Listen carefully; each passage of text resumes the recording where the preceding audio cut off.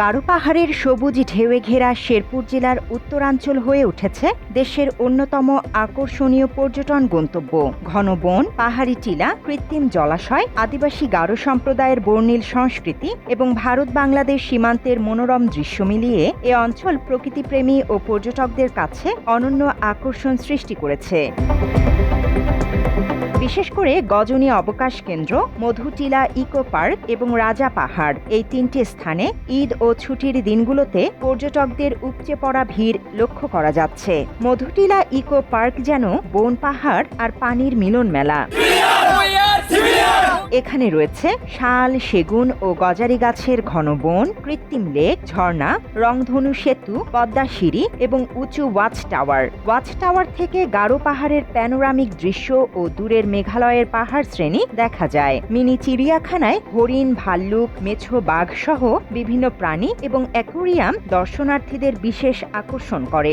Dinosaur, dragon ও মৎস্যকন্যার ভাস্কর্য শিশু কিশোরদের মধ্যে ব্যাপক জনপ্রিয়।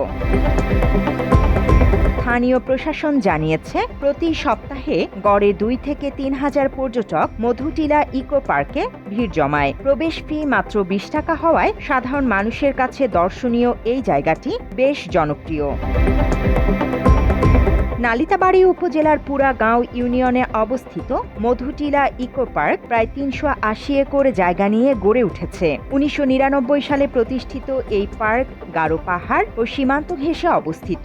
ঘন বনাঞ্চল, পাহাড়ি রাস্তা, কৃত্রিম লেক এবং ওয়াচ টাওয়ার থেকে সীমান্তের অপূর্ব দৃশ্য উপভোগ করা যায়। এখানে আদিবাসী গারোদের ঐতিহ্যবাহী জীবনযাত্রা ও সংস্কৃতির সঙ্গে পরিচয় ঘটে পর্যটকদের। শ্রীবর্দী উপজেলায় কর্ণঝোড়া বাজারের কাছে ঢেউফা নদীর তীর ঘেঁষে অবস্থিত রাজা পাহাড় গারো পাহাড়ের মধ্যে সবচেয়ে উঁচু। শ্রীবর্দী শহর থেকে মাত্র 14 কিলোমিটার দূরে এই পাহাড়ের চূড়া থেকে চারদিকের পাহাড়, নদী ও সবুজ বনের অসাধারণ দৃশ্য দেখে অভিভূত হয় পর্যটকরা।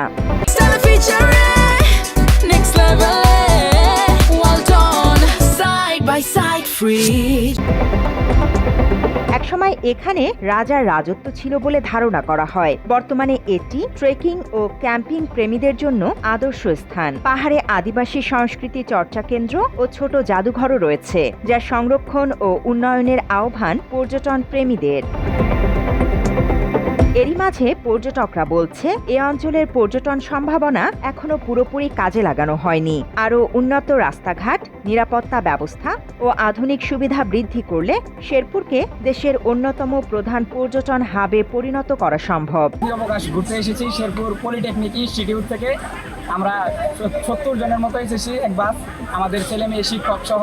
আমরা এখানে দেখতে পাচ্ছি খুবই অনেক পর্যটকের ভিড় দেখা যাচ্ছে ঈদকে সামনে রেখে এখানে সবাই। গত ঈদ উল ফিতরের তুলনায় এবছর কুরবানির ঈদকে ঘিরে এখানে পর্যটকদের উপস্থিতি বেশি, ফলে ভালো ব্যবসার প্রত্যাশা করছে পার্ক কর্মকর্তারা। গত ঈদ উল ফিতরের তুলনায় এই আমাদের কুরবানির ঈদে লোকজন বেশি।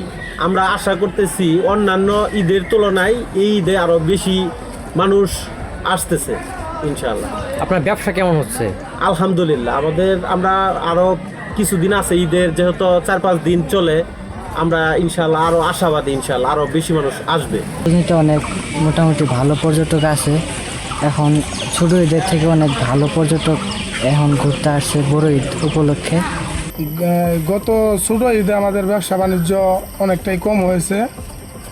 তেলের সংকট ছিল, দেশেও অনেকটা আপনার আইন শৃঙ্খলা বাহিনী তেমন একটা ছিল না, লোকজন কম আসছে। তবে এখন মোটামুটি লোক আসতেছে, আশা করি সামনের এই কয়েকদিন ব্যবসা বাণিজ্য ভালো হবে। তবে একই সাথে সীমান্তবর্তী এলাকা হওয়ায় পর্যটকদের বাড়তি সতর্কতা অবলম্বন করতে বলা হয়েছে। পরিবেশ রক্ষা ও স্থানীয় আদিবাসীদের সংস্কৃতি সম্মান করার আহ্বান জানিয়েছে সংশ্লিষ্ট কর্তৃপক্ষ। গারো পাহাড়ের এই 3টি রত্ন যে কোনো প্রকৃতিপ্রেমী ও পরিবারের জন্য এক স্মরণীয় অভিজ্ঞতার জন্ম দেয়। নগর জীবনের ক্লান্তি মোচন করতে যারা শান্তি ও সবুজের খোঁজে আছে, যেন তাদের জন্য শেরপুরের গারো পাহাড় অপেক্ষায় রয়েছে।